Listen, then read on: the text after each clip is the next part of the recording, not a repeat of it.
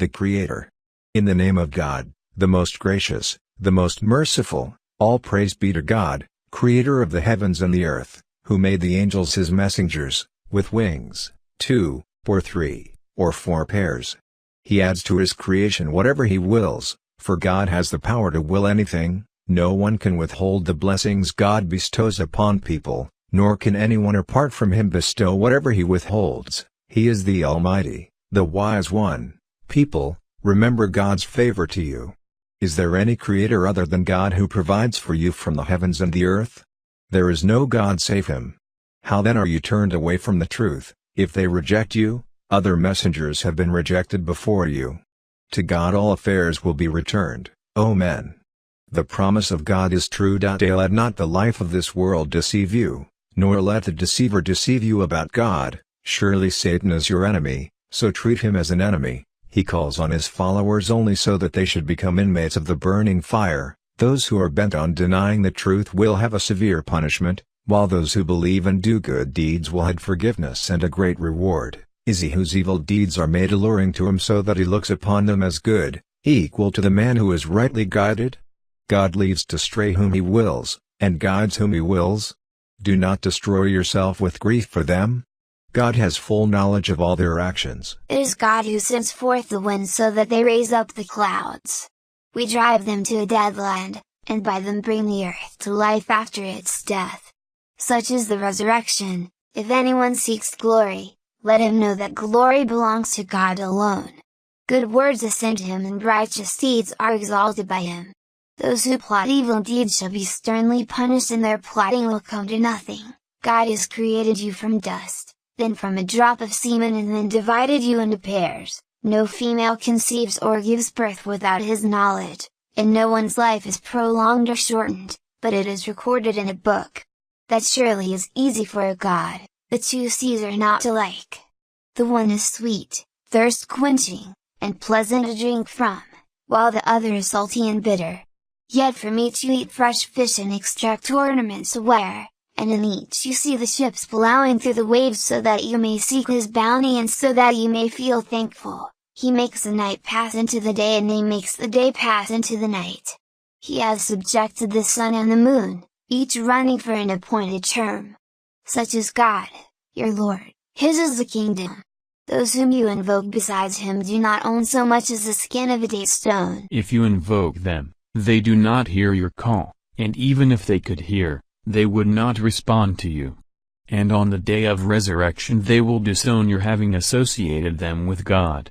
No one can tell you the truth, like the One who is all-knowing, O men. It is you who stand in need of God. God is self-sufficient, and praiseworthy. If He so wished, He could take you away and replace you with a new creation. That is not difficult for God. No burden-bearer shall bear another's burden, and if some overladen soul should call out for someone else to carry his load, not the least portion of it will be borne for him, even though he were a near relative. You can only warn those who fear their Lord in the unseen, and pray regularly.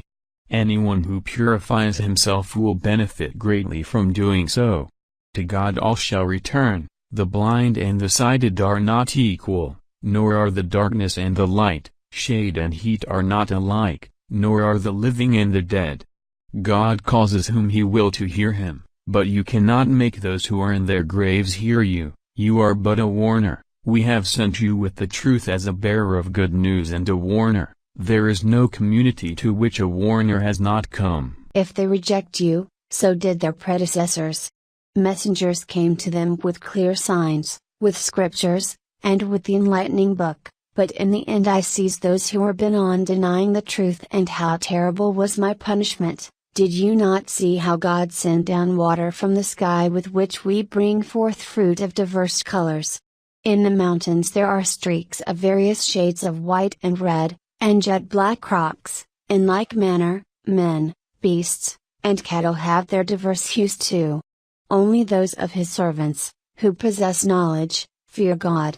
God is almighty and most forgiving. Those who read the book of God and attend to their prayers and spend in charity in private and in public out of what we have provided them, may hope for a commerce that suffers no loss. He will give them their full rewards and give them more out of His bounty. He is forgiving and appreciative. The book which we have revealed to you is the truth confirming previous scriptures. God knows and observes His servants. We have bestowed the book on those of our servants whom we have chosen. Some wrong their own souls, some keep halfway, between right and wrong, some, by God's leave, excel others in good deeds. This is a great bounty of God. They shall enter the gardens of eternity, where they shall be adorned with bracelets of gold and pearls, and wear silk garments. They will say, "Praise be to God who has taken away all sorrow from us." Our Lord is forgiving and appreciative. Through His grace He has admitted us to the everlasting abode, where neither toil nor weariness affects us. Those who deny the truth shall remain in the fire of hell. Death will not be decreed for them, so that they could escape by way of death, nor will its torment ever be eased for them. Thus do we requite every ungrateful person. There they will cry out, "Lord, take us out. We shall do good deeds, and behave differently from the way we used to." But He will answer, "Did we not make your life long enough to take warning if you were going to? The warner did come to you. So now have a taste of the punishment."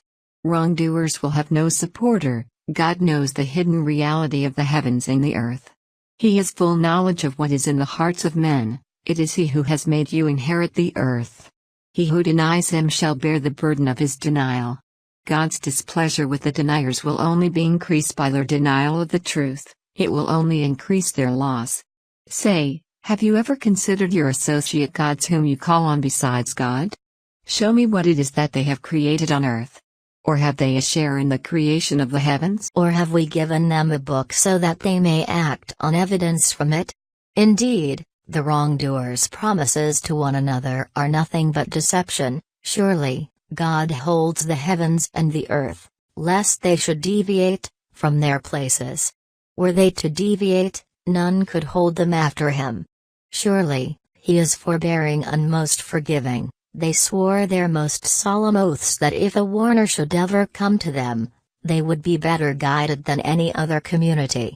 But when a warner did come to them, it only increased their aversion, and they behaved arrogantly in the land and plotted evil. But the plotting of evil only rebounds on those who plot. Are they but looking for the way the previous peoples, sinners, were dealt with? You will never find any change in the ways of God, nor will you ever find God's decree averted. Have they not traveled around the earth and seen the fate of those who preceded them? And they were far superior to them in strength. Nothing in the heavens or the earth can ever frustrate God's plans. He is all-knowing and all-powerful. If God were to take men to task for their misdeeds, He would not leave a single living creature on the surface of the earth.